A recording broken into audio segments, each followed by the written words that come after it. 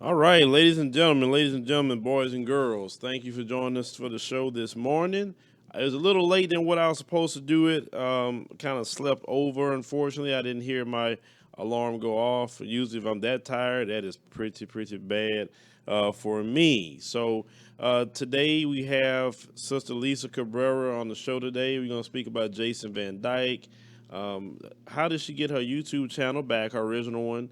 And also the opioid epidemic that's going on all over the country. That's very silent, but when the crack epidemic was going on, which I remember very well, it wasn't a silent thing at all. So, Sister Lisa, thank you for joining us on the show today. Thank you for having me, Phil. All right, let me make sure I turn up the mic a little bit. Okay, I see my bars. Now, some people was asking me about the instrumental and say, Bobby Shmurda went to jail for that song. Yeah, he snitched on himself. How you gonna start? Chameleon now told you about the hip hop police. He told you that because there's a division in every police department that monitors rappers, and the feds too. Did you see like the files that the FBI had on Tupac? Yes, that was crazy. Yeah, anybody that has any kind of influence, okay, they monitor you. I don't know if you remember a while back that Trump was compiling a list of social media influencers. Did you hear about that? Yes. Okay, so all of us who have some sort of influence, whether it's small or great, they are monitoring. That's why I tell people I have to be careful on some things that I'm saying because Mm, I know they're watching. If I got yeah, police officers in the New York Police Department that watch me because they just like what I do, how many do you think watching that don't like what I do? right. You, Exactly. I mean, Yeah. go ahead. Well, they didn't come up with that title BIE for no reason. Right, right. So and then that brother, Rakeem, I was supposed to actually like do an interview with him, but I was trying to set it up where I can actually go to him instead of just having him do it this way because I'd rather Right. do a face to face with the brother. So I would have to drive up there where he at to do that. Hmm. But yeah, I think his story need to get out a little more. I know everybody's interviewing him right now. But yeah, we got to be careful like what we say online, what we do online, what we're promoting because these folks are watching. They're Yes, they are. watching. You get what I'm saying? So, Tupac was just a rapper, right? But they had Hmm. a long FBI file on him, file on Easy E, file on Biggie. I mean, you know what I'm saying? A lot of people feel that they was probably part of the situation to have them brothers killed. Hmm. I wouldn't doubt it. I mean, look, they were behind all of the past leadership. Your Dr. Kings and Malcolm. It wouldn't be far-fetched to believe they are connected to a lot of these assassinations that we're seeing now. I mean, think about it. Nobody went to jail for Tupac. Nobody. And if you know anything about the Las Vegas Strip, somebody saw something. Even back in that time period, somebody Oh, saw something. Diana Corn, you never heard of BIE, Black Identity Extremists? I'm surprised some of y'all never heard of that. They Looking came at the late to chat. to the show, I guess, because everybody was talking about the Black Identity Extremist classification. Yeah, yeah, I'm really surprised about that. Yeah, exactly. So you got to these folks are always watching. So you always got to be. The other thing is, if it's not them, it's the little minions. You say certain things like, "Oh, hey, you heard what they had to say," because they snitch on every freaking thing. So you have to definitely dot your I's and cross your T's, and make sure you say things factually as possible that anybody can go research because you don't want to get caught up in the position. But Sister Lisa's here today. Like I said, we don't want to keep her from enjoying her wonderful day. How's the weather over there? It is cloudy in New Jersey today. So we're expecting a lot of rain, but it's been surprisingly very warm. We're still in the 80s in New Jersey Oh, well, in that's October, which is, I mean, it's warmer than usual. oh, so for us that's normal. Being in the 80s in October, we don't cool down to like about late, maybe early November. It may start cooling down during the day. But I mean, we have like an extended summer here, and that's why I say it sucks living here. So I thought that maybe it would feel good up there where you're at. No, I mean, it feels good, but we are still like hitting 85 degrees, which is really shocking for October for us. Usually we drop down to the 60s and 70s. so it's been unusually warm. But hey, how do you feel about that Jason Van Dyke verdict? I did a video on it this morning in my commentary. And I know people are saying they're happy about the verdict. Mm-hmm. For me, it's bittersweet. Police are what you call the slave catchers back in the day. Mm-hmm. Them shooting us unarmed is actually historic. They have always done this in this country. Right. It's good that this verdict came through, but there are still too many Jason Van Dykes on police departments across the country. It's way too many of them. And I kind of think they did this. Number one, they did not want riots to break out in Chicago. They were, because the climate was very volatile there. Number two, Jason Van Dyke, if you look at his background as a cop, he was a terrible cop, but these are the kind of people they keep on the force in America because, they like the crazy cop to come after the Black community. This is exactly the kind of mindset they want on police officers in this country. And it's disgusting. I'm happy for Laquan McDonald's family. I'm sure they're glad that justice was served. But I don't know. For me, it's a hollow victory because too many have gone without justice that we have seen. Look, Eric Gardner, we watched that murder on video. Mm-hmm. They choked him out. Danny Pantaleo got on that ground, wrapped his arms around his neck and went hard. Okay? That man is still free. That's what is disgusting. We are watching straight up executions on video, and too many of these people are still walking free. And you got Betty Shelby that is now, what is she talking of? Show cops how to cope that killed someone. Are you kidding me? Yeah. But I mean, I don't know. I'm happy, but in my opinion, it's not enough. And then remember the cop that I think that's the cop that killed Tamir Rice. I think he got some sort of part-time job now. Yes. In law enforcement or something like that. Ohio. Yep. Yeah. Oh, okay. Yeah. Okay. Well, I'm right. Okay. Cool. So that's what I'm talking about. Like they can kill people and just go back to work. My thing is, you have to be a sadistic. You can't be human, and because I couldn't kill a person. No, I killed them in the wrong. They didn't do anything to deserve. It wasn't no self-defense. Come on, if you really fear for your life. You can say what the BS you want to say to the public, but if you're scared of them or not, right? Right. And they also said that's why they like a lot of cops to have military, because most of your cops that have ex-military aren't so quick to shoot versus the cops that had no military training, right? And so right. A lot of people, and you have to think about policing. Policing in America isn't a well-paid job. So, oh no, the pay sucks. Yeah, so I learned a long time ago about white people. They will take a pay cut for power, and it's all about power with them. Sure, they can move up the ranks and become a sergeant, lieutenant. They can become a chief, assistant chief. They can do detective, and all that has higher pay. But if you're just a regular beat cop, right? And then the way the system works, you got to get so many kind of arrests to move up the ranks. And who do they target? And like the other Puerto Rican cop that I had on my show, they target Black males ages 14 to 25. Mm-hmm. They're going to pull them over. They're going to plant drugs. And also, they don't have money to fight these cases. And they just, 98% of the cases in America go plea deal? Yes. So maybe you could have been free. But then it's kind of messed up, the system we have in America, Lisa, that says, okay, we'll provide you an attorney. That'd be like me playing opposite on a football team, and I want one of their coaches to come coach my team because I don't have a coach. Right. Why would you think the coach would coach my team in the same manner they would coach your team? Like you taking an attorney from the state. The state pays him or her, not you. They're all in cahoots with each other. Exactly. Like if they say you have a right to an attorney, why don't they have like private attorneys that they're paying just to be there? private ones, right? They not on the side of the state at all. They don't work with the state or anything. They just bill them. They say, hey, okay, I want this attorney. Okay, you can find him or her. I see, here's the bill. That's guaranteed money for an attorney. And that way they'll fight. But, they don't want to fight. They want to just lock them up.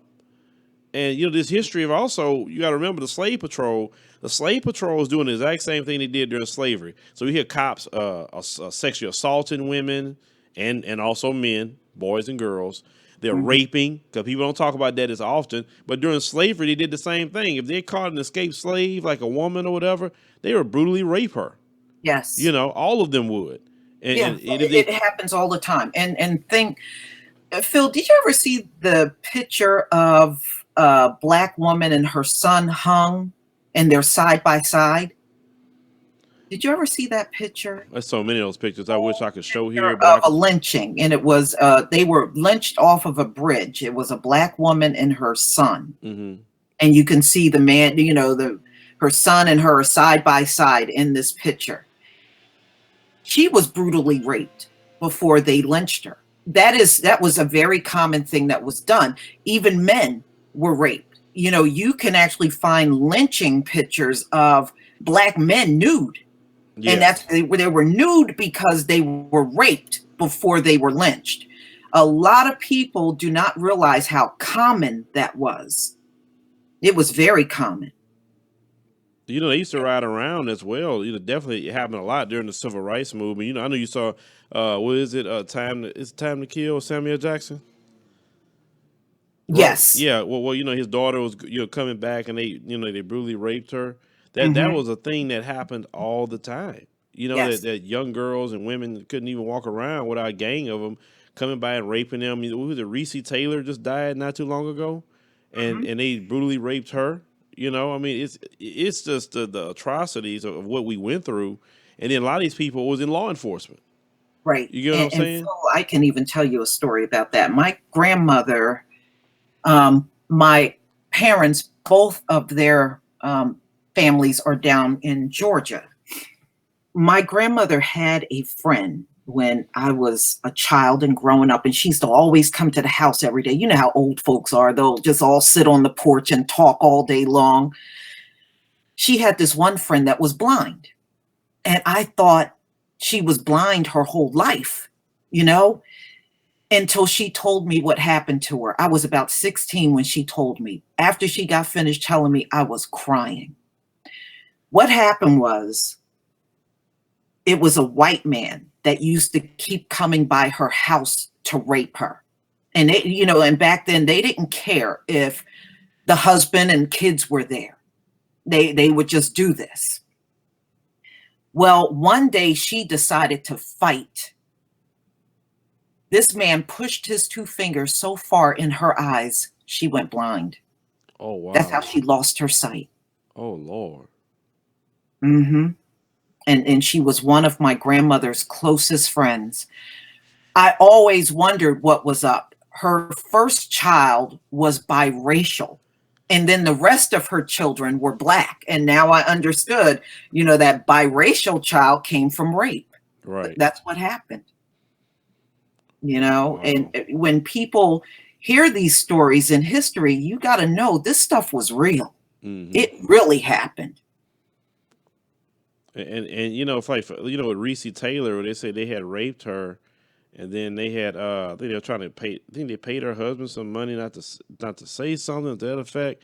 It could be me. They would have to string me up, because I'm sorry, I'm gonna go out like a G with mine. I said, right. I'm about to come up there, guns blazing. I said, I'm trying to torture. At the same time, when I catch up with you, I said, I know they gonna get me, but hey, at least y'all gone. You know what I'm saying? I couldn't even be a man. Like, I understand there was a different time period, and, fear would do grippy, but then some brothers, like you said, they fought back. They wasn't going to put up with that. You get what I'm saying? And some of them lost their lives because of it or whatever. But, what we went through in this country and what we even got to today. And then you see how a lot of us are today. I don't understand, like, how do we go from all that fighting that we done to now? I mean, now, to me, we, like Tupac say, hey, we eat our own babies now. It's just the truth. Like that same enemy is running around. But we won't, at one point in time, Lisa, we was going through all that. We wouldn't, attack each other on looks, attack each other on who got what. We wouldn't fall out as much on silly things. We would keep our eye on the prize, which is racism and white supremacy, and try to be free of that. Right. And the cops has always, like you say, if you look at everything, the cops has always been involved in the oppression and murder of black people specifically. Yes. I grew up in the city of Philadelphia, Phil. And back in the day, we had a mayor named Frank Rizzo. Mm-hmm. And what Frank Rizzo would do, let me just tell you this first. Whenever I would open up the newspaper, because my dad had the paper delivered, and whenever I would look because I used to sit with my dad reading the paper, he and I were like as thick as thieves. We were so close. And I would always see these naked black men or black men stripped down to their underwear in the paper. And I was like, why are the black men always looking like this? This is what he would do. When Frank Rizzo was the mayor of Philadelphia, he would make black guys at gunpoint. The cops would have these black men at gunpoint, make them strip down on the sidewalk out of their clothes when they were about to be arrested. And then somebody from the police department would be there to snap a picture of them.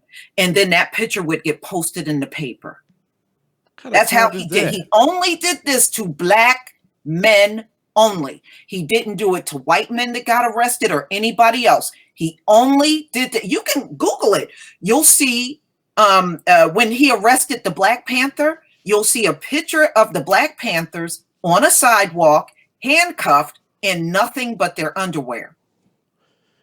Like I said, the majority, look, they don't even get me started about them, and a lot of them in their sexual practices, a lot of them really are jealous of black men's phallus, I'm gonna say. Yes. They're jealous of that, and even what they used to do is they would cut off, the penis of the black man and the testicles, and they would put it in mason jars and put it like on their mantle so they could look at it. Like, seriously? I mean, who would want to do that? Yeah. And when you bring up the American history, I mean, we talk about American history, they don't want to hear it. They don't, it's been such a long time ago. Actually, no, it really haven't. No. If you think about it. And slavery was not that long ago, y'all. Do you know the last direct descendant of a slave died in 2001? It really was not that long ago. Wow, that's a long life. And did you see that video a while back? This white cop, he had I guess arrested the brother. He was searching him, and then he was up there putting his fingers in his behind, and he said, "Hey, what you doing?" Everybody caught it on camera. You seen that video? Yeah.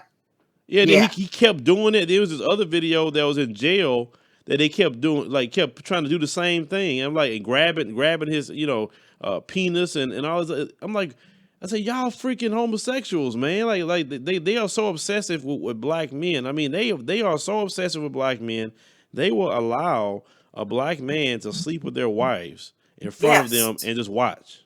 Like, what alpha male would sit up there and want another man to sleep with his wife, and he just sit there and watch and getting enjoyment out of it? I mean, I knew one dude in particular, a brother, told me back in his day, they used to pay him a lot of money for that. And he didn't care. He said, I didn't care. I was making my money. I say, seriously? He said, yeah, they go to these high-end hotels and they just want to watch. That's it. And they're paying black men big-time money for that.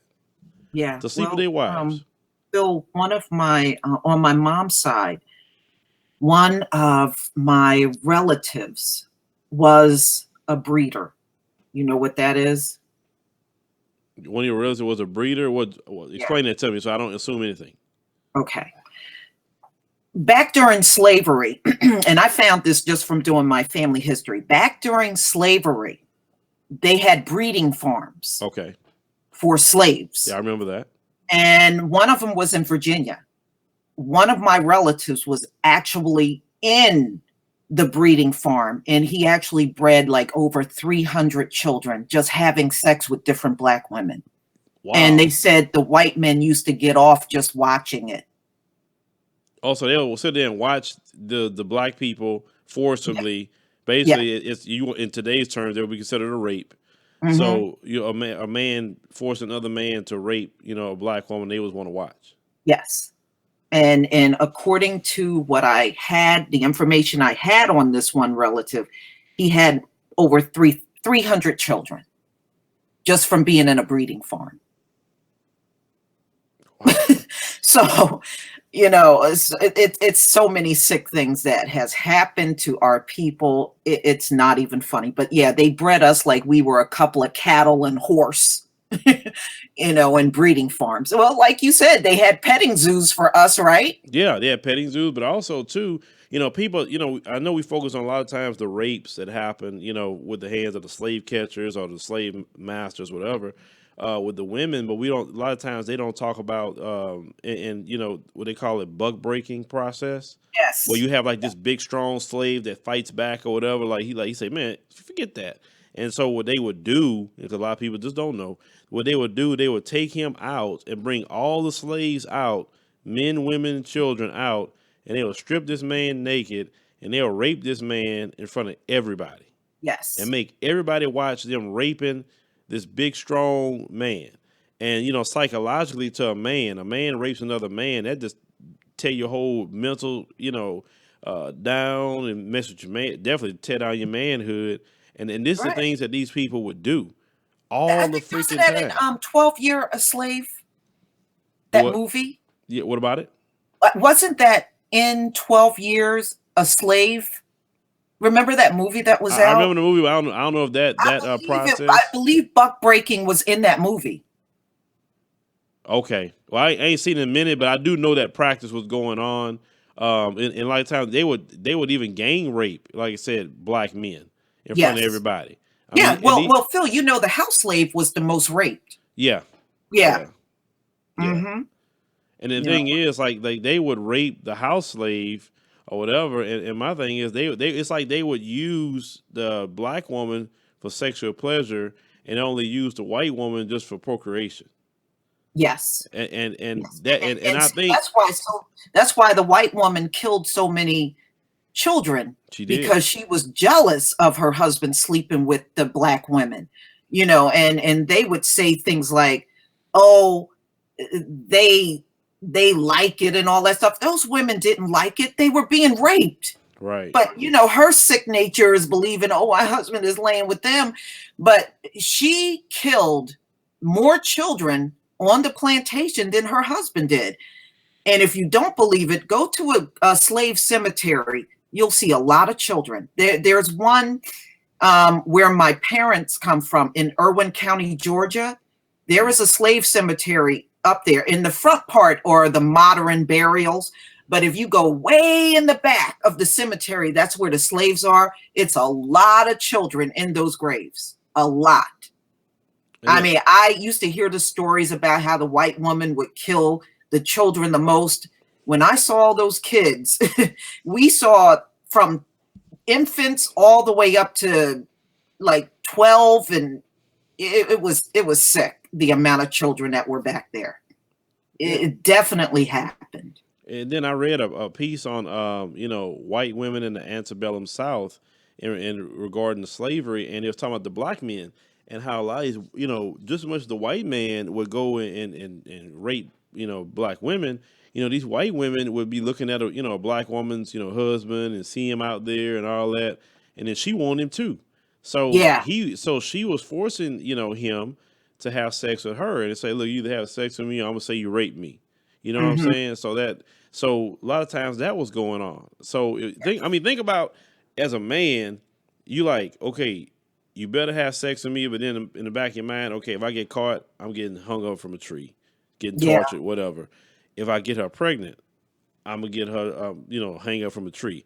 How do you perform even as a man in those conditions? I I had to think know. about that too. And you don't want to even fool with her because you got a wife out there, and then she's forcing you, and your wife looking at you like, and what could you do? Because if you don't do what they say, they beating you behind half to death or whatever. I mean, our people went through a lot.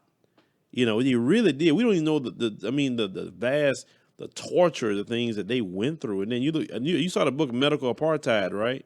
Yes. Okay, I mean, what black women and men had to go through just so they could, you talk about John Hopkins University, John Hopkins Hospital, they In the used to Mayo go and take Clinic. slaves to do Mhm. experiments on them. The People don't Mayo even know that. Clinic, yes.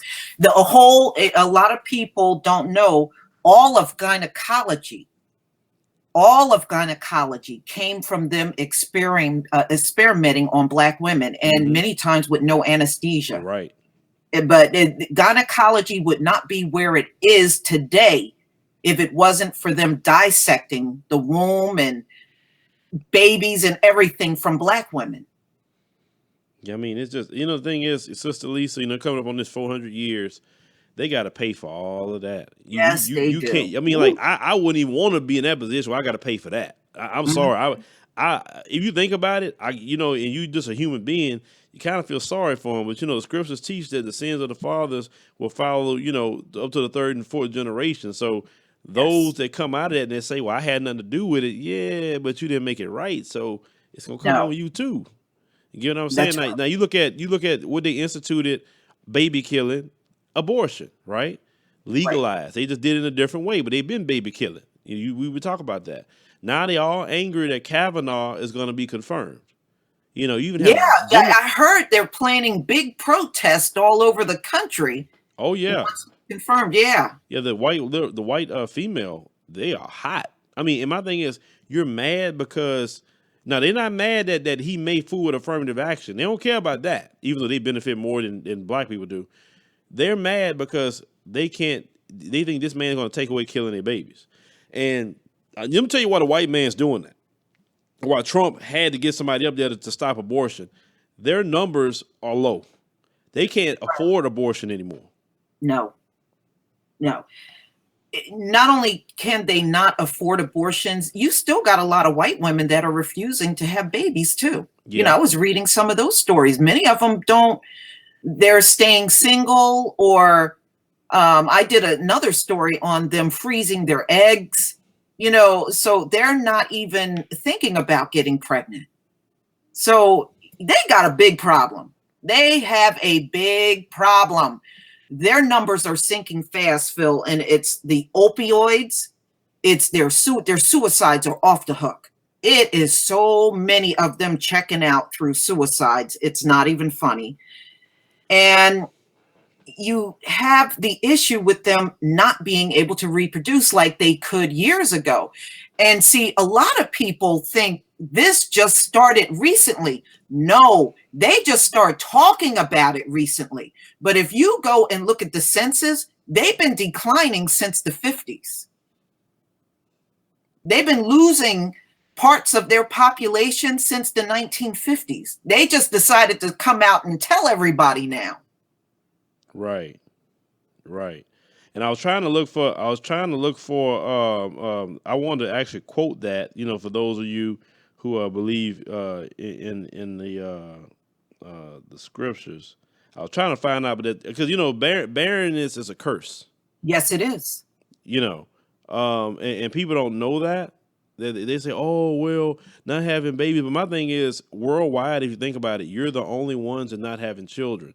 I mean, come on, anybody with common sense who have any kind of spirituality, right, would say, why only this group? Why not everybody? You get what I'm Right. saying? But I feel, if the scriptures teach that innocent blood cries out to God for revenge.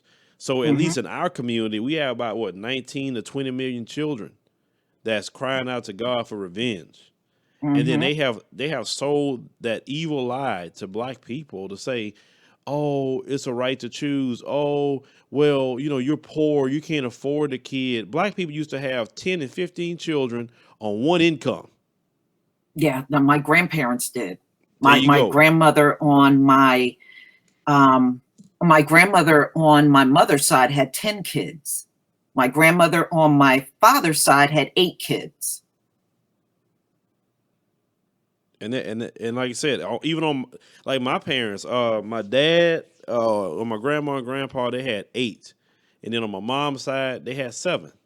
And like I said, it was mostly on one income. Yes. Well, with all those kids, they all had home. Nobody was living on the streets. Nobody was on welfare and food stamps. It wasn't existent. Okay, everybody was fed well. Actually cook food every day.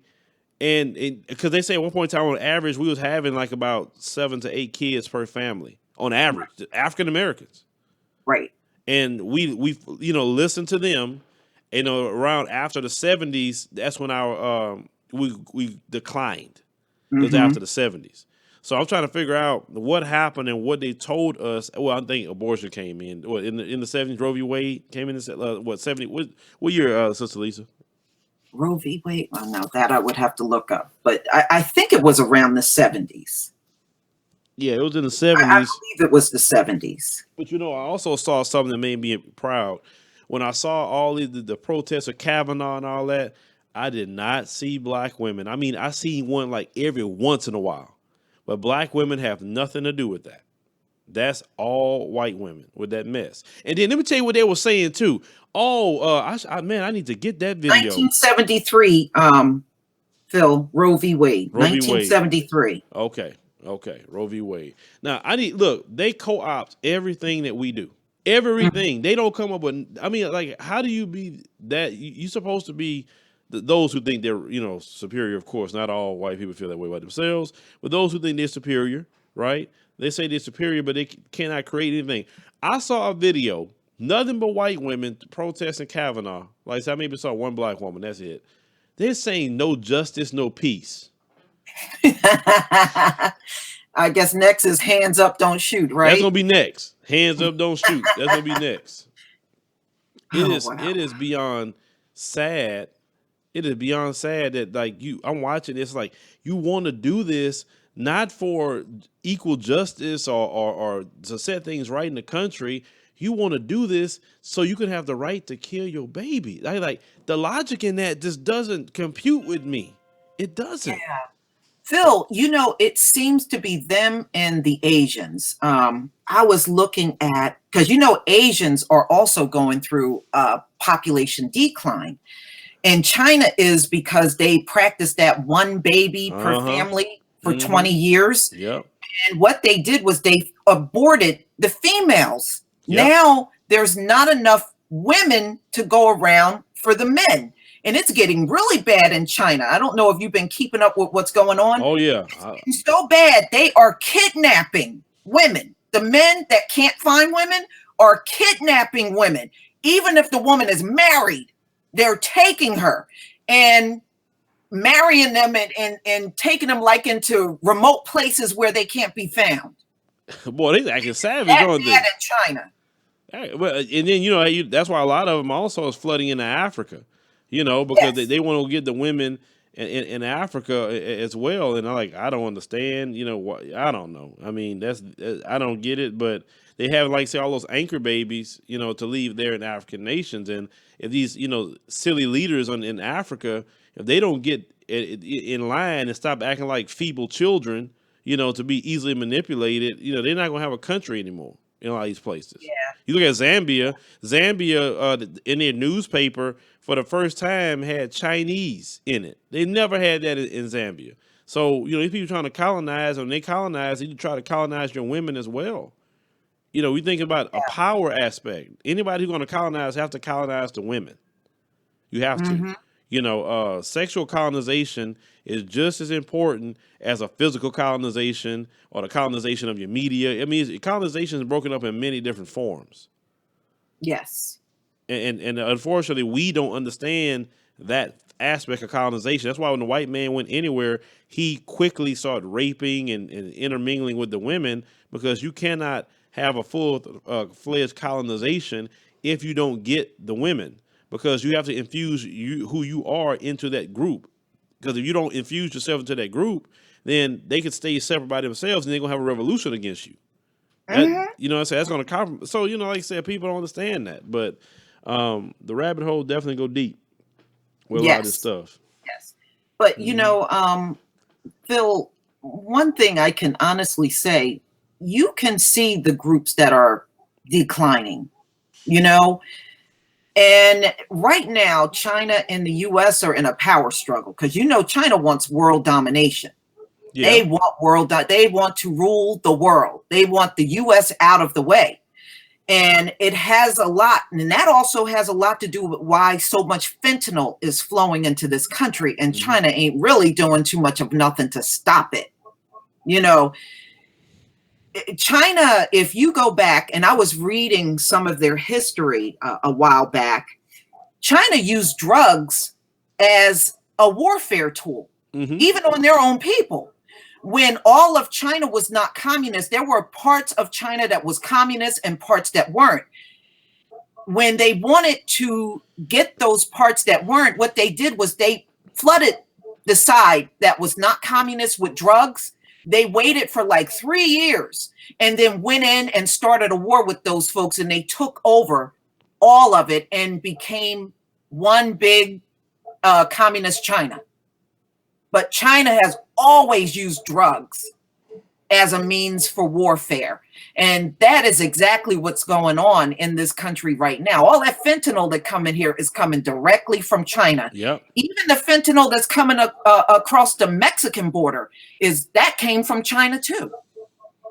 Yeah, and China has been doing that and having direct warfare, and they know exactly what they're doing. That they are targeting the white community because they know that would be the people that will fight against them the most. It's the white community. That's people with the guns. That's the people with the money. That's the people with the power. So, the American media trying to keep it quiet, but they're literally waging war against whites in this country. They doing it, but call it what it is. They've always waged war against black people. So, you get what you give. It just bottom line. They try to hide their opioid and fentanyl issues, but when it was us, they paraded us on TV. I remember that in the 80s. And they would show the crack addicts, and you know how they used to look emaciated. They got so skinny doing all that crack. Yeah, I remember that. Oh, I remember all that. And then I remember they used to show them smoking crack and interviewing them. Like, you don't see them interviewing people using fentanyl after they first shoot up. And then the thing is about crack, at least when a person get off of crack, maybe 3 to 5 months later, they look like themselves again. They look happy, whole, and whatever. These jokers here that's on these opioids and this fentanyl, oh my God, Sister Lisa, I know a spot right here. It's an area called Channelview. Anybody know what Channelview is in the Houston area? These white folks are bad on this stuff in Channelview. Trust me, if you want to get a film of that, just go set up over there. You have all these white folks on the bridge. You see they all, drugged out. Nothing but white people. And I remember Richard Spencer, one day he was going back and forth with me. So I snapped that picture one day when I was on the road. And when I was going back and forth with him, I said, "Hey, Richard, why don't you help your people and stop worrying about black people?" And he said, "Ha ha," like that. Like, yeah, ha ha means you don't care about other whites. I said, if you want to protect whites, that means protecting those white people up there too. You know what I'm saying? Exactly. Yeah. They oh my God. But it's go ahead. Phil, you know what? Many of them don't care. I have looked at, sometimes I don't always, how you read over something and you may not always speak about it, but there are other white people that are saying, "Oh, just let them junkies die. I don't care about them." And many of them out here are saying that they don't care. They don't care about those junkies. But here in New Jersey, Phil, I've had a few of them panhandle to me. They'll come over. Can you give me $1 or some change? And you look at, it's a white person. They look filthy. They look dirty. Teeth are missing.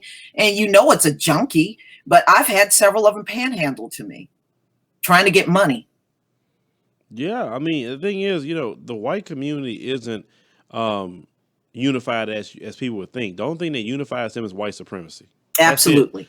Outside of white supremacy, that's what, you bring up a good point, Phil. Every now and then, do you ever see some of those trolls that will say the Jews are not white? Mm-hmm. Hey, Lisa, hold on. I'm sorry. I work for the Jews, according to them, but okay. Well, they'll say, well, the Jews are not white. Well, yes, they are. Number one, the Jews come out of them same Caucasus mountains that you came out of. And number two, you let something racist go down, them Jews are going to side right over there with them white folks. Okay. No, they are not something else. No, they're not. I like to tease them. I like to tease them. I say, "Oh, you just mad because the so-called Jews is the elite white people." You know what I'm saying? And they were just smarter than you. You know, that's what I tell them. And they piss them off or whatever. But like I tell them, I'm still waiting. I'm still waiting on my check from the Jews because they have not paid me anything. So you know, I'm just saying. But like I said earlier, they're not really as together as what you would think. You know, you look at like black people, even though we're so divided on many different fronts, we are really the only group that moves one way politically. And it shows Right. like at least we're united in that aspect. Or if a bunch of people start killing black people, let's say like a bunch of cops, we'll super cop up real quick. We unify like that. You know, so when you look at the Jason Van Dyke situation, they had to say he was guilty because, like you said, they don't want Chicago to get jumped off because there's a lot of anger in Chicago. A Yeah. lot of anger. They're angry about the corruption. You know, all the videos that came about the bait truck. You know, you know, Sister Lisa, I was contacted by many media outlets about my video I did about talking about the mask. Oh, really? Oh yeah, there was, you know, I would like to know, you know, where he got the information. You know, we like to talk with him. I'm like, hell no, I ain't talking to none of y'all. Mm-hmm. I said, I'm my own media outlet. I don't need you. What? So you can just twist my words? I learned a long time. I've learned just a valuable lesson. You don't go talk to them folks for no Right. reason. You talk on your platform. Mm-hmm. Mm-hmm. Yeah, I had a few try to get me on their radio shows, Mm-hmm. and I'm like, no, you know. But you know, it's really interesting about the mask because believe it or not, there's a lot of them. You can buy black latex masks that look like a man, and they're as cheap as like $20 out on eBay. Mm-hmm. If you ever look, they're as cheap as $20. And then I did when I did my video, there was one almost $6,000. So you know, these white guys pay top dollars for those masks. Oh yeah, they do. They really really do. And you know the ones that say $6,000 are the more expensive ones. That's Mhm. more so like your movie grade mask, basically. And like you said, they will pay that because you know, like I said, they just set up that way, unfortunately. But they will pay that for evil. They would do that. Yes. And like I said, when I said that, yeah, now all these shootings are about Pookie and Ray Ray. I said, why all the shootings on one weekend? I mean, think about that. You're Right. not trapping Monday through Sunday, man. People who hustling, they hustling every day. They're not hustling like, oh, one weekend we go on a war with the opposing gang. That's a daily thing with Pookie and Ray Ray. So when I put that out there, I say, why all these on one weekend, one point in time, all these shootings? Come on, it doesn't make sense. That's why I said, well, you know, part of what I said, because you live in the hood, you know that the hood dudes are not going to sit up there and just shoot. Matter of fact, the hood dudes not even out there acting a fool on certain holidays. They're out there with their And families. to be honest with you, they're not even acting a fool like they used to back in the day. Really, they're really not. I mean, a lot of these gangs are not as crazy as you think. I remember when I was a child, they used to be gang wars, and we would see them. Yeah. Okay, I know what one looks like, but what I'm seeing today, it is nowhere near what it used to be back in the day. You're right. And they reported that crime in the black community is steadily going down. They said that. 47%. You know what I'm saying? But think about it, I knew dudes, like say, straight up gangsters, you know, on holidays, like at least back in the hood, you know, Memorial Day or different days like that, having crawfish balls and nobody out there shooting or doing nothing. Like, shoot, even the gang members wouldn't be out there on a Sunday morning. You know, they say that's church time. Say, nah, I ain't gonna be out there on no Sunday morning, man. We ain't gonna be doing all that. You know what I'm saying? So right when dudes out there just shooting and doing their own thing. So how is it on holidays just all of the so-called gangsters gonna be out there just having a war? Like I say, the block is never that hot. I don't care where you at. It's not that hot. No, it isn't. You know, but Phil, did you hear about Amber Geiger and how Dallas police will not release that 911 call? I heard about that. I mean, they cannot get I heard that somebody's trying to get it, some Freedom of Information Act. See, I got to get to that point, Sister Lisa, where my pockets are deep enough where I can go to court and get information like that. Because it costs a lot of money to do that. But I want to start doing things like that, going to court and getting information and putting that mess out there. Matter of fact, I need to do some research and talk to my attorney about that. Like, how much would that cost to try to go to court and get certain information out of the police departments or whatever? Because the people have a right to know. Yeah. And you know, Phil, one thing that was really interesting, the whole thing, back when I was still in information technology, I was the manager of my department. I managed about 24 people. Well, I was also security over the entire building that I was in. I was the one that programmed key fobs. I mean, I can give you a lot of detail about what Botham Jean and Amber Geiger used on those doors. And the thing is, every time you swipe that key fob, that information actually goes into a database. Mm-hmm. It's all connected once you program the key fob. So you program it, and then before I gave it to somebody, I would have to flash it. So a lot of times I would go outside the building and just swipe it.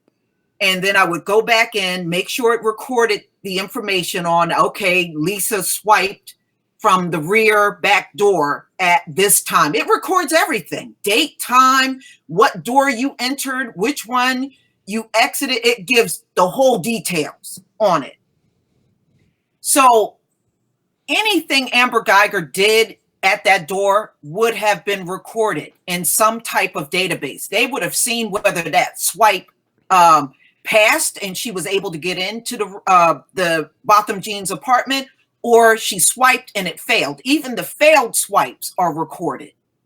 You know, I personally, I think something is definitely wrong, because number one, they will not reveal that autopsy report on Botham Jean. Mm-hmm. And I think one of the reasons is she shot him at close range. That's what I'm thinking. I don't know, I don't know what you think, but I'm starting to think she shot him at a closer range than what she originally said.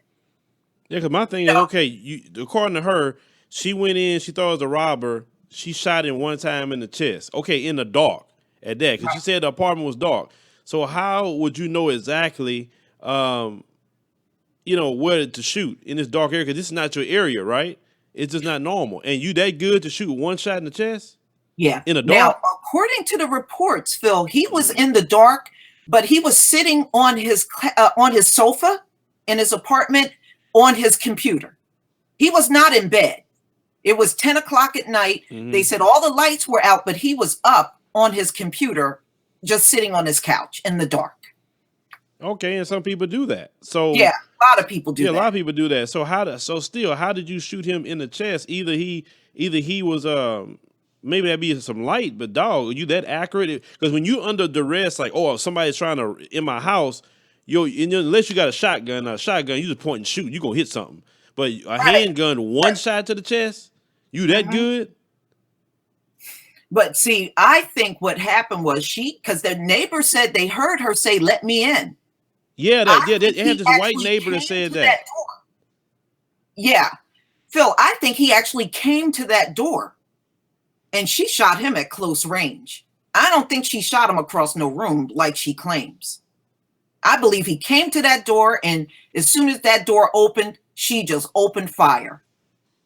That sounds more like it. Like I said, they had this white lady, and I tried to reach out to her to see if she'd like to come on the show and talk about it. But I don't know. I've been trying multiple times because she was showing. She's like she was a neighbor, like right there, and she said she heard the commotion, and she said she had talked to 8 media outlets, and none of them would put up exactly what she said.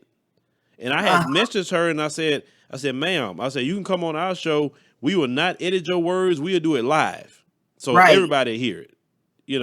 And like I said, I'm gonna try again. I followed her on Twitter, but I'm still I can reach out to her again because they're trying to cover that mess up. Yes, they are. And you know what? And it's easy. I don't know if the police department did this. What, in my opinion, they should have done, they should have took the door off of Botham Jean's door and just replace it, and take Amber Geiger's door off and replace hers. And you would be able to take her key fob and demonstrate how they would work on each door. You would see them flash it on her door. It would turn green. She can get in, and flash his door, and it didn't work. But she is going with this thing that the door was open. And you saw how those doors shut, right? Yeah, somebody posted a video of that those doors shut. Let go of the knob, it slams shut. Exactly. It's not the kind of door you can prop open. She lying. The whole everything is lying. Then from what I heard, there's a shucking and jiving coon with the Texas Rangers a part of that case too. Oh, did you hear about that? Yes. He looked kind of remind me of a younger version of Sheriff Clark. Mm-hmm. I Yeah, said, I oh saw him. Lord. I said, there's always one. Yeah, well, it'll be interesting. Do you think they're going to try to go for that change of venue and have the case outside of Dallas? Well, from what I heard, she was arrested in a county outside of Dallas County. 30 miles, they said. 30 Yes, miles okay. outside of Dallas. And when I did my video, that particular county is 80+% white. Yes. Okay. So they say, okay, well, she was arrested here because they all in cahoots. Because see, in Dallas County, it's like what 50, maybe 2% white. So they have definitely more blacks, Hispanics, Asians, whatever else in Dallas County. There's a lot of us over there. And so they did it was predominantly white because you know how they are. Well, they're gonna side with the police and whatever the case in third. But I want to know about the autopsy. We need to know about that. They won't release that either. They won't release the autopsy report. And you got a so-called sister that's a DA. I said, why she won't release it? What's the problem? Yeah. And what happened to that drug test that the police chief had ordered on Amber Geiger? Where that's at? Mm-hmm. Yeah, because everything we're hearing is about him. And they're like, okay, we went in his apartment and found weed. Well, did you go in her apartment? Did you look for anything? Was weed in her apartment? Did you look at anything? Well, to me, I like this. I'm like, hey, y'all could have planted that. Because from what I saw, the dude always in church. So what you talking about weed? And you could see he wasn't that kind of dude. Just the way he kind of carried himself in the videos I seen, I didn't see him being that kind of dude. I didn't. So well, I think that's part of what's tearing them up. They can't really find anything bad on him. Yeah. But, another thing I heard from a witness, they said after they heard the shots, they said they heard a male voice say, "Why did you do this to me?" And they think that was Botham Jean, but they said that's what he said. They heard someone say, "Why did you do this to me?" And that's why I'm saying I don't think he was out in the hallway, but I think he came to the door. I really do. So some people think and speculate. Do you think that they had some sort of relationship or something? Or you think they were just random? Well, they showed his black girlfriend. I did a video where his black girlfriend actually came to Dallas and marched with the protesters. Mm-hmm. And this sister was from St. Lucia. Okay. Now, according to his mom, who used to come and stay with him in his apartment, she said, he didn't have no relationship with Amber Geiger. Okay. I'm just trying to figure out why did she felt like she could just, you know what I'm saying? Like I said, let's say if he came to the door, why would she just straight up just shoot dude or say, let me in, let me in? Like, why would she say, let me in? There's multiple witnesses says, let me in. Like, I wouldn't go to no strange person's door and say, let me in. Or if I had a robber in my house. You wouldn't come to your house and do that. Yeah, like who says that, let me in? You got the key to get in the door. That's what I'm saying. She was a single woman. If she was single and they said she was living in an apartment by herself, why are you yelling, let me in, and you're single and you're the only one living there? Right. Yeah, they covering it up. I'm telling you, they are trying to cover it up. And see, here's the thing. All the stuff we talking about, like, and just talk about me for a second. If all the internet sleuths they're trying to find out things about me will try to figure out about Amber Geiger we talking about right now, that would be great. Can we at least find her where she's at and find out the truth and get justice for this brother who was murdered unjustly? He was slaughtered like an animal, and they're trying to cover that mess up. Can we do that? Because that's what I want to do. I want to get justice for this brother. Phil, do you think it was right that she moved during an investigation? No, it's not right, but I want to know where she at. That's what I want. All the internet sleuths, that's fine where Amber Geiger's at, so we could get people to make her life not comfortable. She moved, and she probably moved to that county where the white folks at. Just to hide out or whatever among her own, and nobody gonna mess with her. Because in Dallas County, there's a lot of people, in Dallas County, a lot of black people. And we heavy out there. Yeah. Yeah. Yeah, I mean, the whole thing is, and then what got me, I think what annoyed me more about the police chief is when she came out and said, well, I can't fire her. I'm like, wait, you're a police chief and you're trying to tell the public you can't discipline and fire your own Well, people? let me talk about that for a minute. The Fraternal Order of Police, or the police benevolent organization, or whatever union they have, people really need. If you want to get at the police departments, the people have to stop these contracts, and they're setting up with these police unions. The police unions have it so tight where they can't be fired for anything. It takes a lot to fire a cop based on that collective bargaining agreement. And were you in a union before, Sister Lisa? No. Okay, so when you sign a contract, so like the police union signs a contract with the city, they have to go by the law, by the letter of that agreement. So that means you can only fire somebody on this case. That's why cops have like about 72 hours where they have to make a statement. It's usually in that contract. It talks about their raises, talks about their promotions. It talks about, if they ever lawsuits ever filed against them, what the union would do to provide them with lawyers and all this other, same thing with bail money. You see the cops that immediately get bail. A lot of times that's already a provision in the collective bargaining agreement with the police officers in the city. So they automatically bail them out. And part of the union is you have a lawyer that's provided to you by the union. So, Yes. so Amber Geiger was fired. Trust me, they just didn't come up and say she's fired. They had to go with the union rep and the police department rep, and then they had to sit down and say, okay, what procedure did she violated, and that we could fire her on the, with the collective bargaining agreement. Now they can appeal a firing at any time, which she says she's going to appeal. But she's still a member of their particular union. So that's why she bailed out like this. That's why she got a lawyer like this. That's why people say, the cops never stay in jail. Yeah, because they're in the union. No, they never do. Yeah, because I the don't union. think I've ever seen an instance where they stayed in jail, Phil. Yeah, it's when you pay union dues, because I've been in a union before on the refinery side. When you pay union dues, those dues go to legal representation.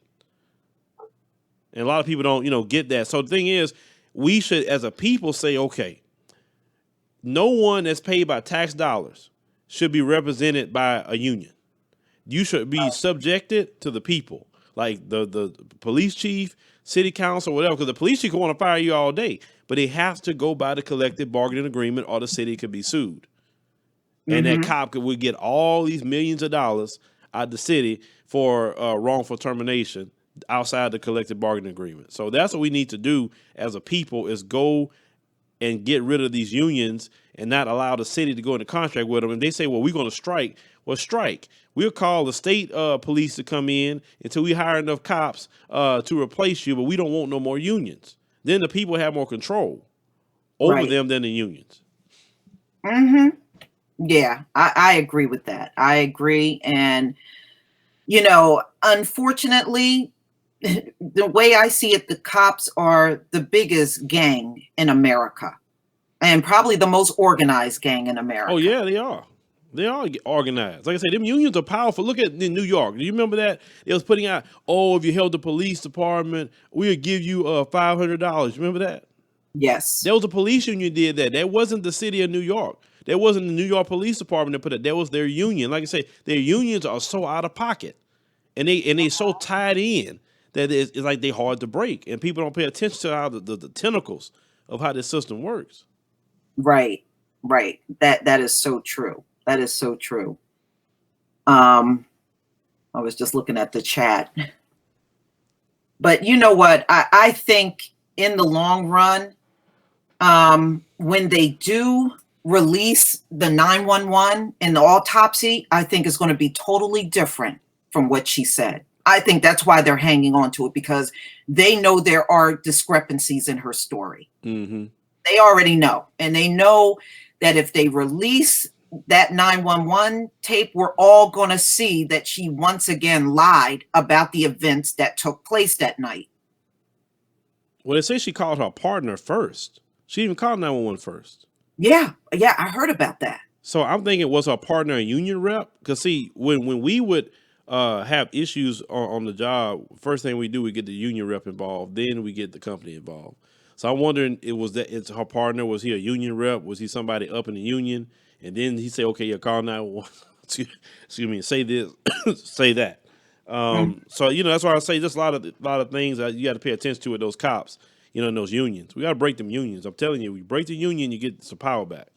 Well, see, here's the thing that I don't understand in the whole thing, Phil. Now, we saw the front of Bothan John's apartment. He had that red carpet.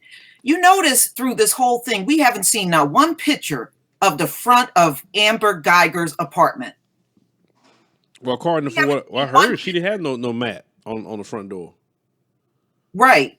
That's why I'm saying I know there are differences, but they gladly will show you his front. But if she was confused, okay, show us why she was confused. Was the outside of her door exactly like his? I mean, you won't know now because she's moved out. Well, from what somebody showed online is that they had a certain section where they allow police officers to stay, and their doors actually had more security on it than the average person that stayed there. Okay. So like I say, the media as well, the local media in Dallas, all of them. You guys have to understand. I remember when I first saw it with my own eyes here in Houston. What happens is we was at like this protest thing when people was protesting, and they were trying to talk to the police, right? And I think that same day I had talked to one of the assistant police chief that time. And what I saw was the local media going to the police cars, chopping it up with them, and saying different things. I'm listening to them what they're talking about, and that's when I realized, like, oh, okay, so they in cahoots. They all on the same team. It's like I once I saw the interaction, the way they was talking and handling each other. So the media covers up for them, like they all wash each other's hands. Right. You get what I'm saying? So the media, what they're trying to do, Lisa, is let's taint the image of Botham Jean. So not because of his family. No, we trying to taint it because we're trying to get the white jury that we're going to put on there to let her go. So this is why we got to have weed. This is why we got to say this about him, that about him. It's not about him at this point. It's about making her free because we're going to play on the racial bias that is had against black people, definitely in the courtroom. So all of them doing their job together, Lisa. It's sick. It's real sick. But you know what I said? If they would do their job as well as they do it when they cover up for each other, we wouldn't have much of a crime problem in America. They go, only time I see them protecting and serving is each other. I sure don't see it in the black community. Right. And then, black police officers, do you know there are separate unions for black police officers? Yes. Yeah, they have a black fraternal order of police. Yep. And they got also one for the Hispanic cops.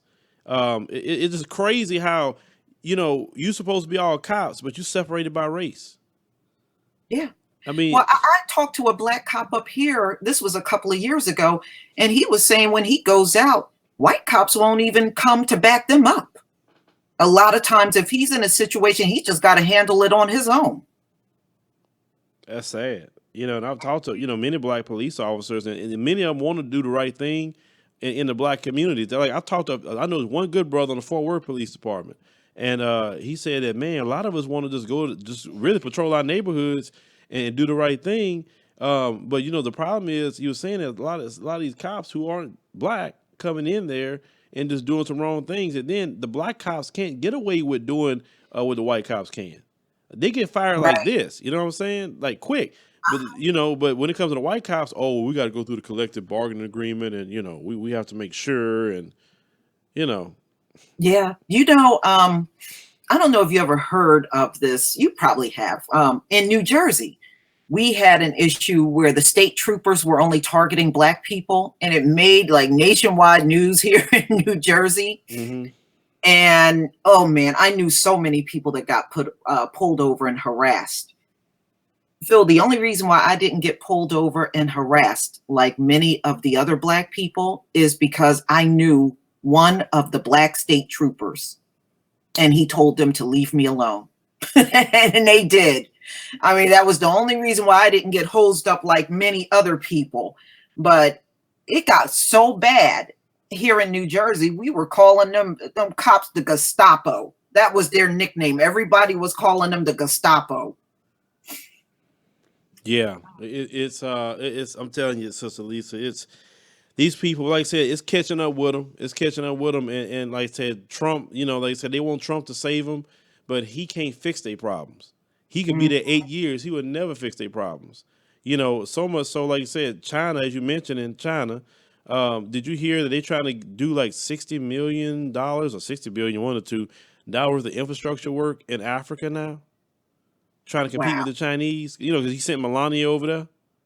Yeah, I saw that. Yeah, yeah, because he's so embarrassed of what he said, or no, he can't step foot over there because they gonna light him up. What I mean by that, they gonna Yeah, he protest. called Africa a shithole. Yeah, yeah. So you think he can step foot over there now? He got to stay on there. So his whole time in office, he can't go. He has to send Pompeo or his wife or whoever else. He cannot go. And even if you send his wife, you can say, okay, Mrs. Trump, we ain't got no issue with you, but you represent your husband, so we don't really want to talk to you either. That's how I'd have been. I said, why don't Right. you tell your husband to make right what he said, and he come over here? But No. You know what, Africans, Phil? They said Trump don't talk to black folks. you don't talk to black folks. Nope. They said the only group of black people Trump want to talk to in America are the black pastors.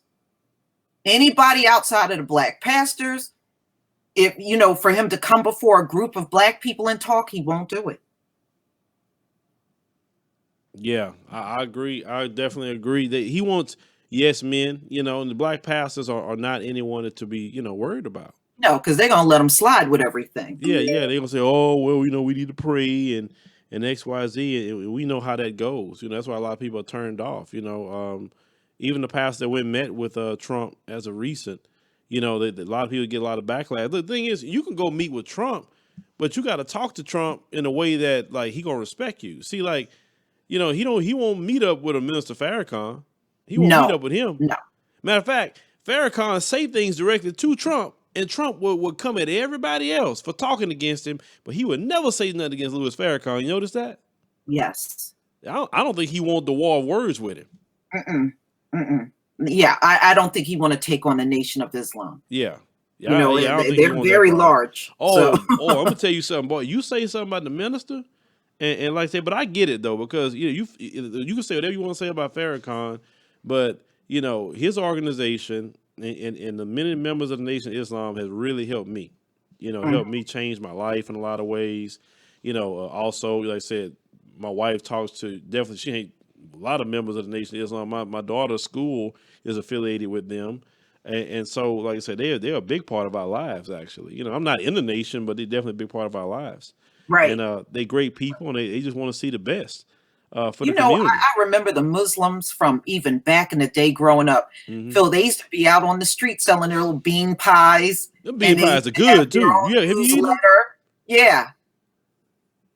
And I remember seeing them in Philly growing up. That's when I first saw the Muslims. They would always be out selling their bean pies, and they would have this newsletter on things going on in the community. And so I saw them probably as much as I seen anyone else growing up when I used to be in the city.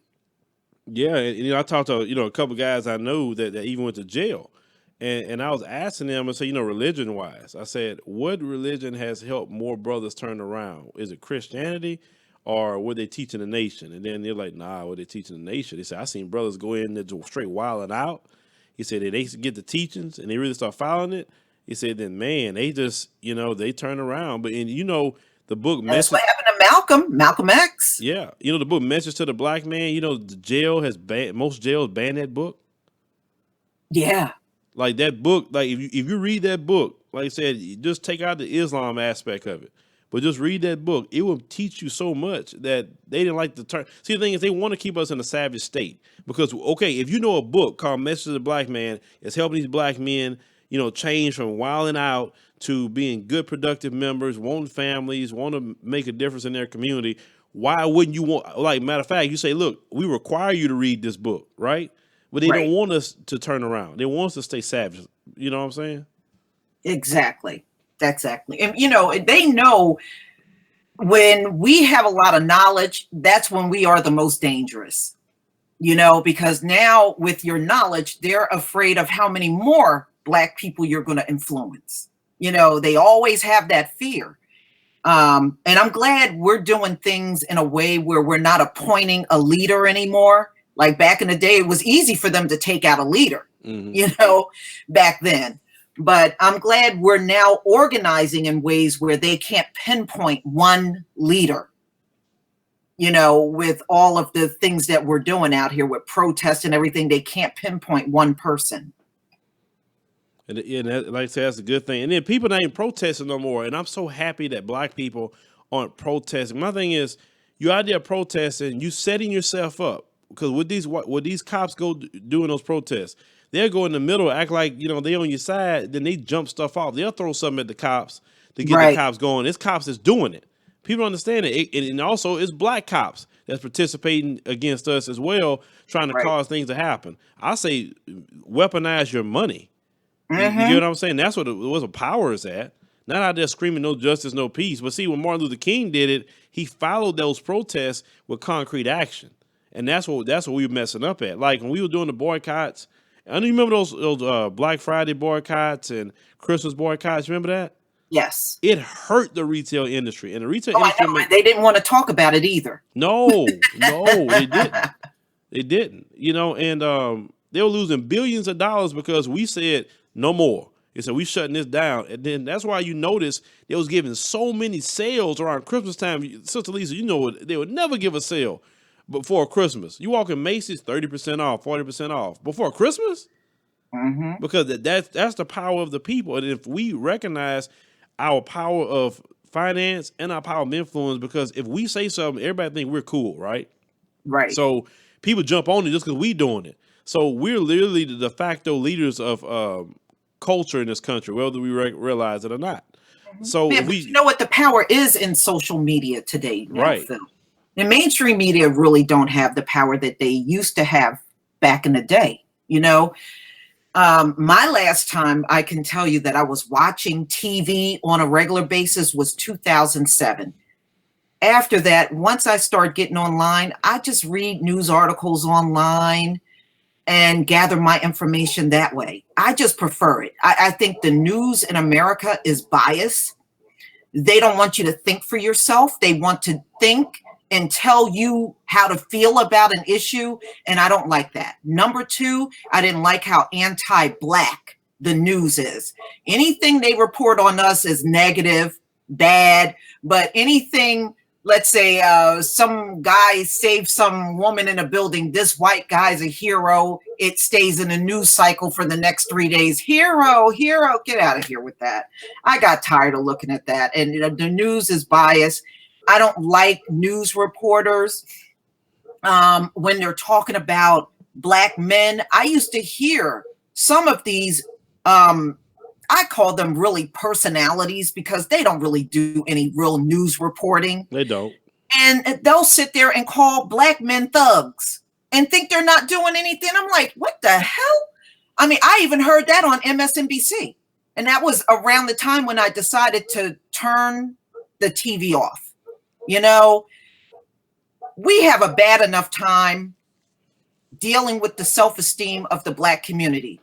That is doing nothing but damaging us every day. But I found that being online and reading and just doing the things I want to do, I just think it's a lot more empowering for anybody with a Black platform to do the stories you want to hear. And it doesn't matter what the mainstream news is doing. And they realize this too. They realize this. They actually see us in mainstream media as a threat. They really do. I did a video. It was a live stream showing how many white and Black people are on YouTube. There are actually more Black people on YouTube. And I did this story. I kid you not, Phil. 2 days later, Business Insider did the same similar story that I did in my video on my live stream. And I was like, no, they are watching us. Oh, yes, they're watching. And they're getting a lot of their story ideas from us too. Oh, yeah. You trust me. Like I said, if you don't know how to do it, I can show you off of the stream how to know exactly who's watching your channel. and you will see major organizations watching Yes, your channel. You like I certain did. videos that I guarantee if you go to that video and you go and look in the analytics, what YouTube channels are watching that video, I promise you'll see, whoa, they watching my channel? You Yeah. know, like so You mainstream know, media I watch have me all seen the time. Yep. celebrities watching my Yep. channel.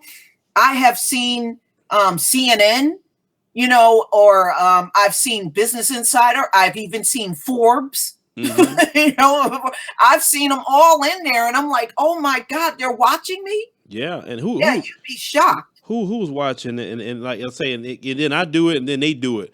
The doggone, and that's why people say, why don't you talk and join the Young Turks? And man, Young Turks be sitting up here watching what I'm doing and trying to piggyback it too much. You know, that's why, because they all, anytime I do certain stories, Young Turks is over here watching it. They probably Yes. watching now. Hello, Young Turks.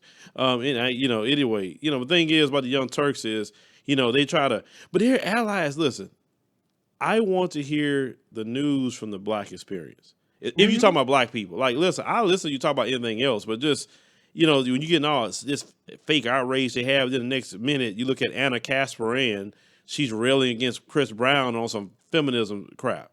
You get what I'm saying? And We don't care about that. Black community don't care about that. No, we don't care about that. I mean, you're not consistent. If you're going to talk about the issues of Black people, I don't have no problem with you doing it. You know, do it. But don't turn around the next day and then you on some feminism or you de facto siding with white supremacy, because they'll do that. Like, they're not going to go too far with that. So I'm like, either you all in or you all out. Right. And personally, I think the Young Turks are all in on camera only, but they're really not with us. They're not with the Black community. Well, actually, I'm going to be in the vicinity when I go to Politicon here in the next week and a half, 2 weeks or so. I'm going to be in the vicinity of a lot of people. Now, I'm just trying to think, if I run into Tommy Lauren, if I want to chop her up. I'm just thinking, because she's going to be there too. Okay. Yeah, because I just want to ask her a question. You're like, do you like Black people? I just want to know. You know, I want to know, because the way you acting about police brutality and Colin Kaepernick, it makes me think you don't like Black people. I love to ask them questions. Then why? Yeah, I like Black people. What are you talking about? You know, she only gets her ratings up when she's talking about our people. They need nobody. Look, let's call it what it is. We are an interesting group of people to talk about. We are an interesting subject, whether we talk about it on the negative side, in between, whatever. You can make a channel discussing people just in her community, and you will not. They even know they will not get the viewership, right? Because they don't even care about their own community. I don't know why they don't care about hearing about it, but everybody cares about hearing about what happens to Black folk. I'm still trying to figure that out: good, bad, or indifferent. Well, Phil, I looked at some of my statistics on my channel, and one day I looked and it said 51% of my viewership came from Reddit. Hey, Serena Williams' husband's website. Oh, and it makes sense. Like now we can bring that up. Your YouTube channel being taken down. It was the trolls on Reddit, right? Yeah. I looked. I'm like, Reddit? Or what? So many people watching me on Reddit.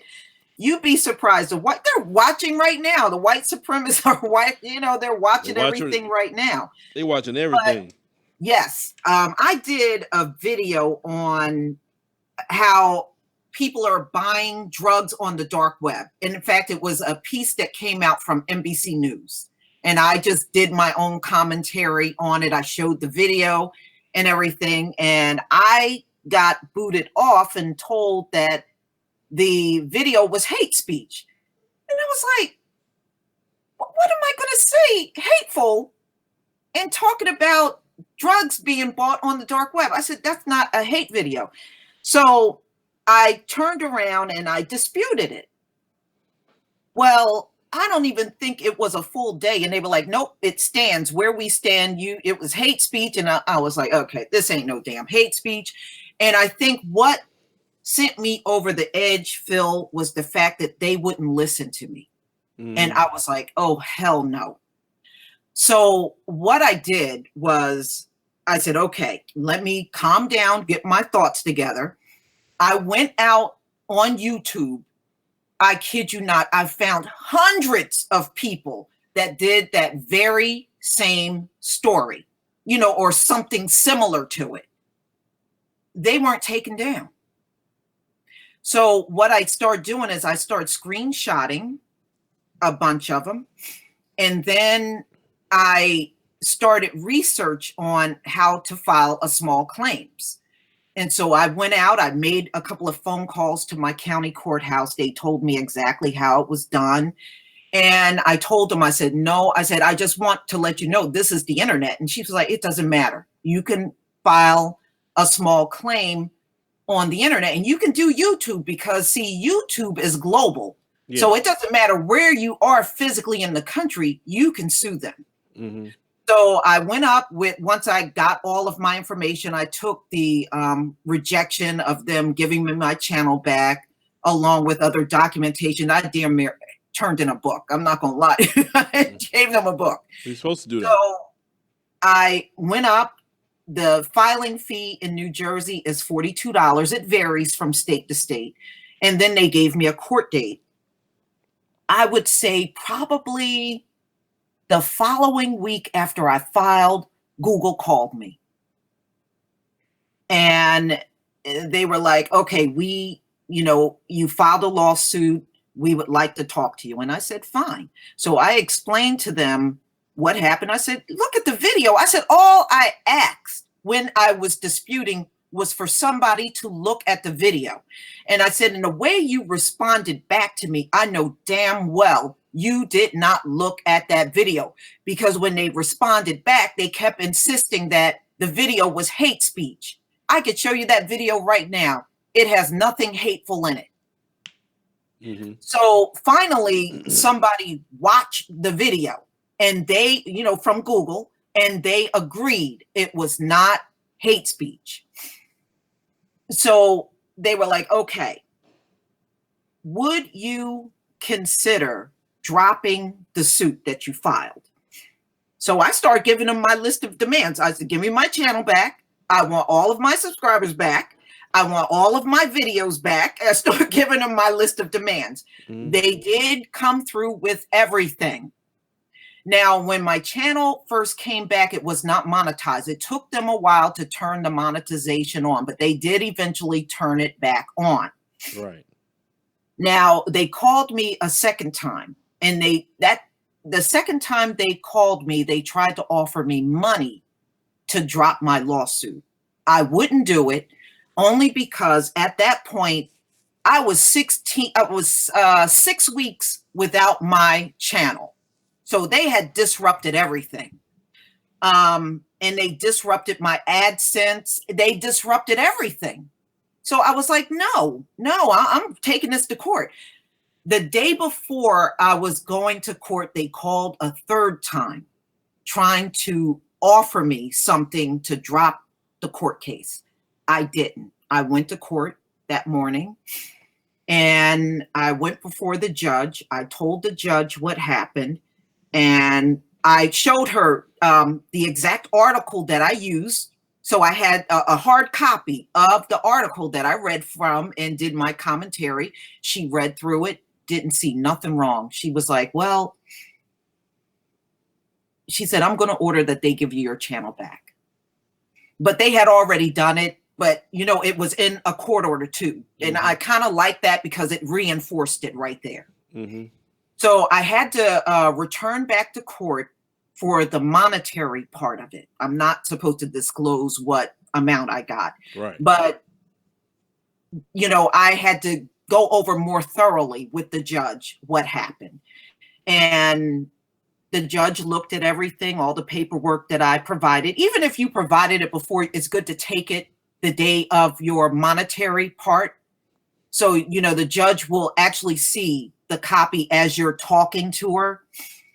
And I explained everything, and I was scared. I'm not going to kid you. I was kind of scared to go before the judge because I would think, I said, what if she think this is frivolous and tell me to get out of her courtroom? Mm-hmm. And the funny part is there were people before me, and I was waiting for my turn. And she said no to both of those plaintiffs. She turned both of them down on their cases. And so I was next.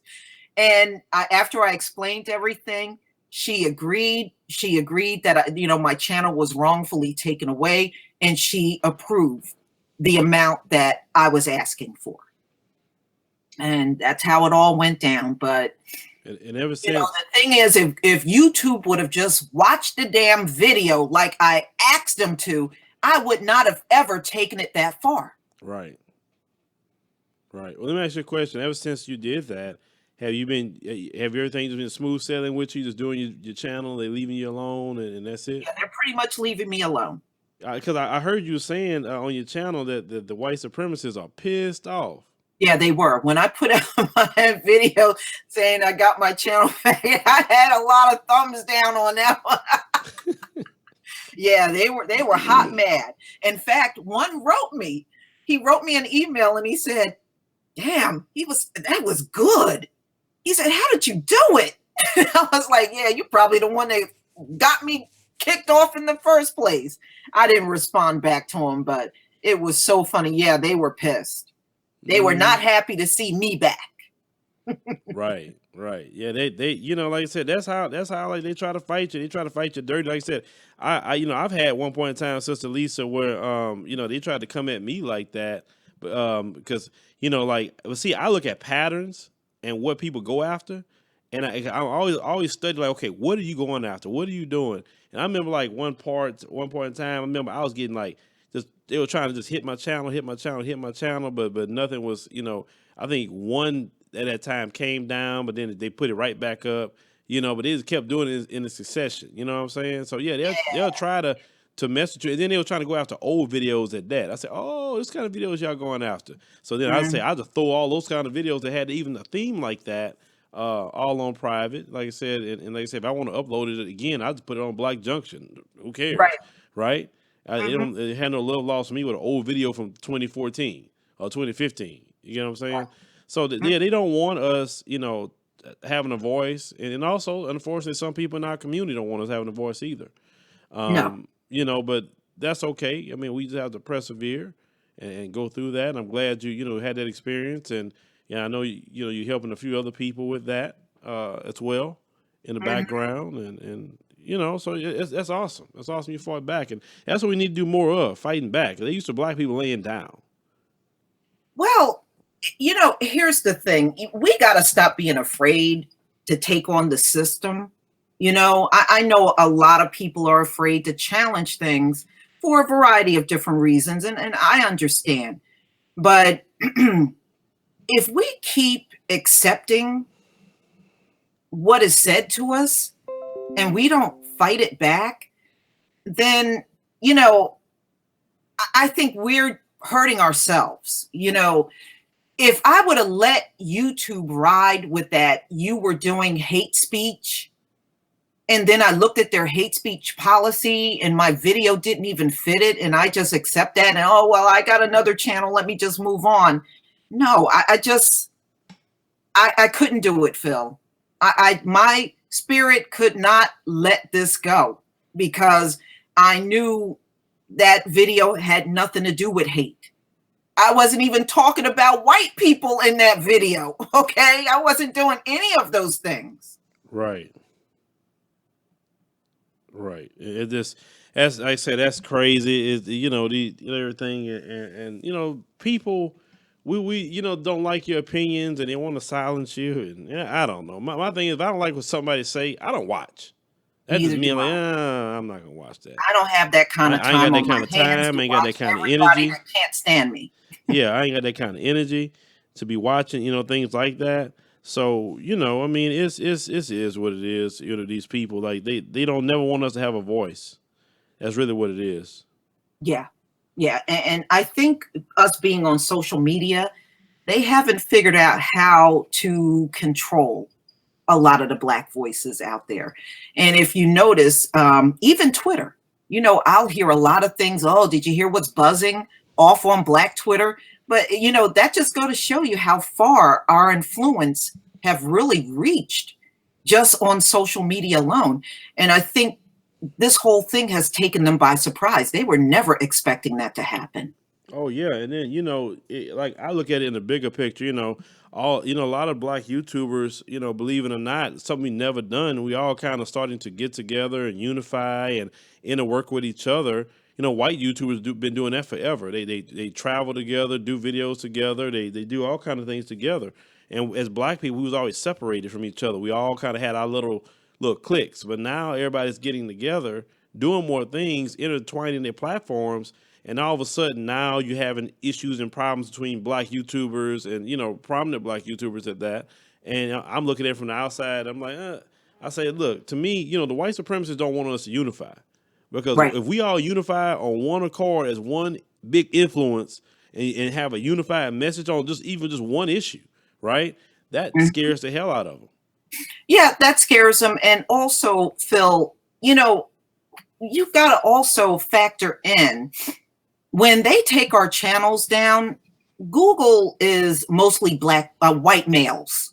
It's And mostly white Asian males. and And, Asian. you know, we know they don't have, or willfully don't want to understand our experience, and we're not going to have videos out that sound the way they want us to sound, because, you know, opinions are based on life experience. If we have not lived and experienced life the same way, we are not going to have the same opinion. That's common sense. Hmm. That's why sometimes when they come in my comment section and write, well, that's racist. Well, why did you say that? You should have said this. No, I said it the way I wanted to say it. I said it the way Lisa wants to say it. Hmm. And I think they don't understand that. I think they are so used to manipulating everything when it comes down to us.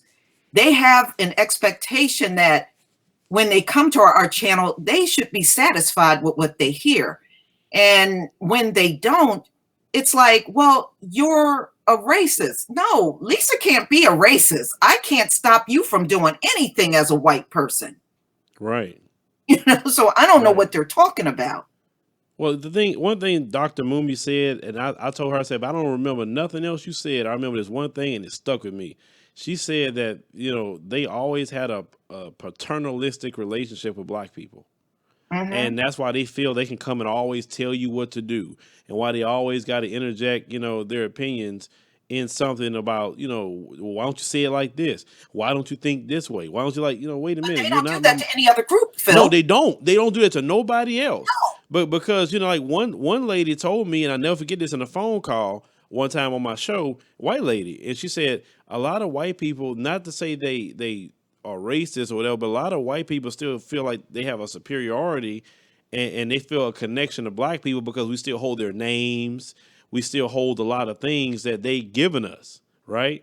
So that's why they look at when some black person changed their name, they look at it as freaking revolutionary themselves. It was like you detaching yourself away from the names like they gave us. Because you got to think about it. My last name was given by old Mr. Scott on the plantation. Mm-hmm. You got to think about that. Okay. So that name, and I had a discussion with my mom one day. I said, Mom, sometimes I want to change my name. I said, because that name is attached to a slave holder that had my African ancestors. I don't Mm-hmm. like that. And she's like, yeah, but I'll just tell them about my whole name, really. And she's like, but I named you that. You named after your dad. It was a big discussion because my mom doesn't think like me on some areas. She don't. Like I'm like night and day with her on certain things. But I even told my wife that sometimes. I say, sometimes I think about that. Like I don't want that attachment on me. You get what I'm Yeah. saying? I mean, like whatever family that you have, Johnson or Jones or whatever, just understand that came from a slave master. Yes, it did.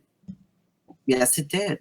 You know, I think you're right. They are used to manipulating and telling us what to say and what to think and how we should be. And, the way I see it, Phil, we have tried everything to assimilate in this system We and have, they we still hate have. us. We have, look, the women have straightened our hair. We have dressed like they do. We have done the whole 9 yards. We have, many of us will even change the way we talk in front of black people and talk and address white people totally different just to be what we call PC. And we have tried everything, and nothing has stopped all of the hatred towards us. So, now that I'm at my age and I have lived life for some time, Lisa's going to do things her way. I don't care. Let the chips fall where they may. I'm going to say what's on my mind and feel the way I want to feel. I am done with being manipulated and controlled because, like I said, we have tried everything to be a part of this American system, and every step of the way, we have been slapped in the face. I don't wear a weave. My hair is real. My hair is real, Judah the Lion. I don't wear a weave. I mean, we have fought every step of the way to try to do the right thing in this system, and we have been slapped in the face all the way for centuries, no matter what we do. Now, I'm sorry. I'm at the point, I even told my son, I am too old to be worrying about what white folks think at this point. I'm going to say what I need to say. They can feel any way they like, but this is how Lisa feels, and this is where I stand. I just, it's too much stress trying to comply with them, and they're so wishy-washy. They change their moods too easy. I'm done with that. Right, I agree with you 100%. I do. That's why for me, like I said, it was just so important. And I keep referring to my little girl, the aspect of her school, because I'm just so happy. I am so happy about her school.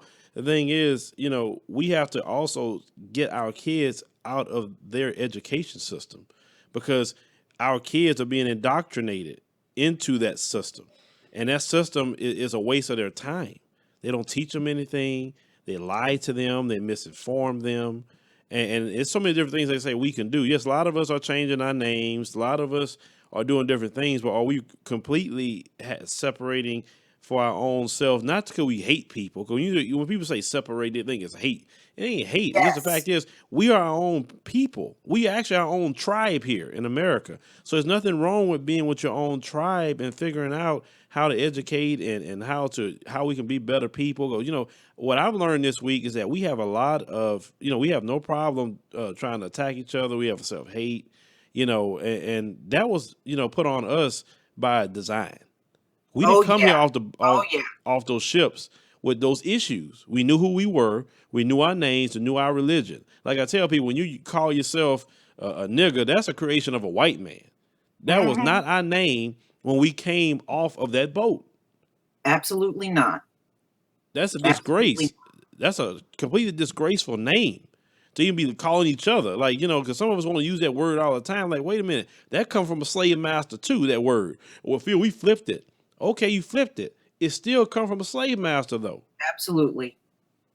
And it was nothing good when they called us those names. We know the vitriol, the hate, and the evil that was in it when they said it to us. Right. And then, also somebody mentioned in the Democratic Party. Listen, when it comes to parties, yes, I know the Democratic Party.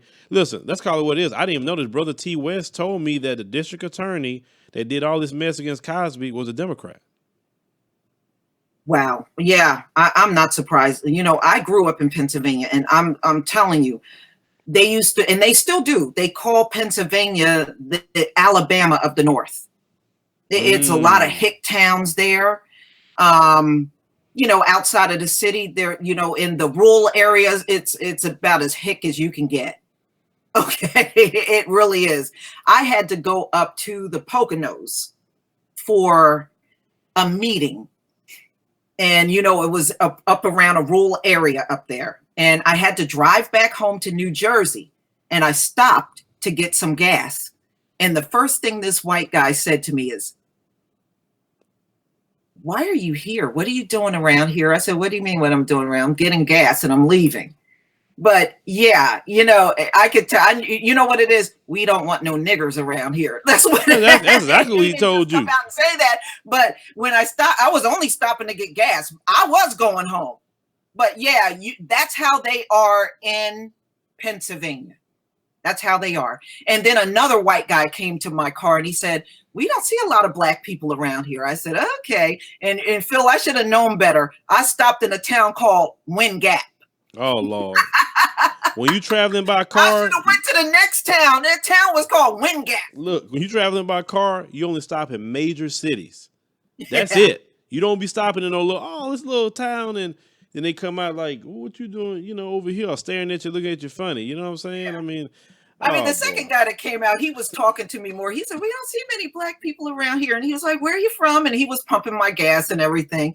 And the other guy looked like he was in a state of shock to see a black person. And I just got my gas and I kept it moving, I kept it moving. Yeah, you don't want to get caught in some towns, they may not find you behind no more.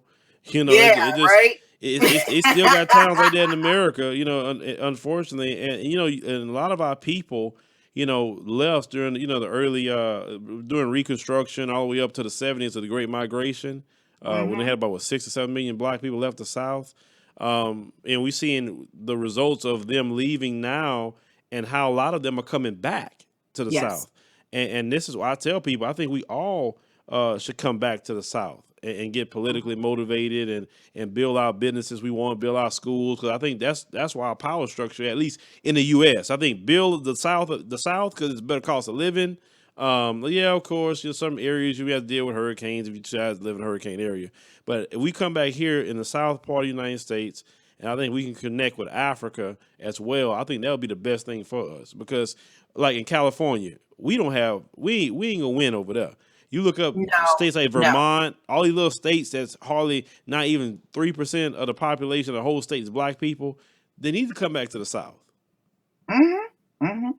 I live next door to an elderly white couple. And I was out in my yard just, because I do some gardening, and every now and then he'll catch me outside and talk to me. Now, he said to me something really interesting. He said, if I was a black person, he said, I would never trust any white woman, white man, or child up in this system.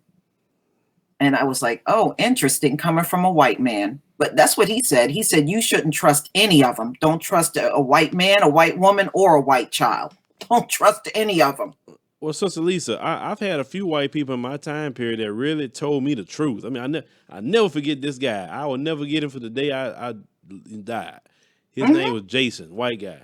And I remember he told me, we was on the job, and he said, Phillip, he said, I'm going to tell you something. He said, listen, I'm a white guy. I've been white all my life. He said, and I'm telling you, he told me most white people, whether they like it or not, they were raised to be racist.